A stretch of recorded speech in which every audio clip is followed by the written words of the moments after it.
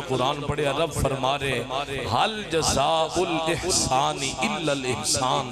اللہ فرما رہے ہر احسان دا بدلہ ہر چنگے دا بدلہ میں چنگا رکھے، ہر چنگے دا بدلہ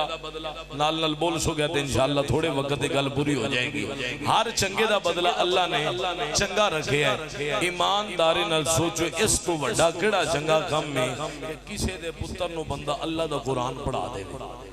اور بڑے اعزاز دی گل لے کہ ایک قبلہ حضرت علامہ مولانا اسد اللہ نقشبندی صاحب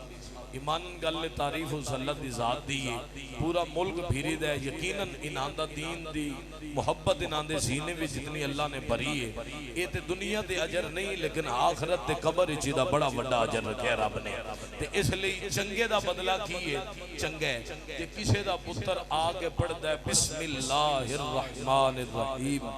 رب او دے باپ تے کنی رحمت نازل فرمائے گا۔ اس زمن نے ایک حدیث پیش کر رہے ہیں، جنگے بدر دے میدان وچ حضرت سیدنا عکاشہ بن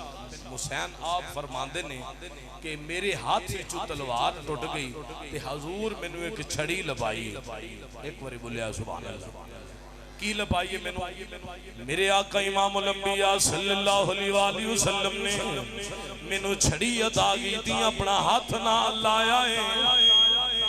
آپ فرماندے نے جڑی میری پچھلی زندگی ہے ساری زندگی اللہ نے اس چھڑی میں جنی برکت رکھ چھڑی ہے کہ وہ ٹوٹن دا نام ہی نہیں لینی۔ مسلمان بھائیو جس چھڑی نو مردہ چیز نو میرے آقا پسند کر کے ہاتھ لا کے دے دے ون اللہ او دے وچ برکت نہیں جان دینا، کیڑا گھر اللہ دا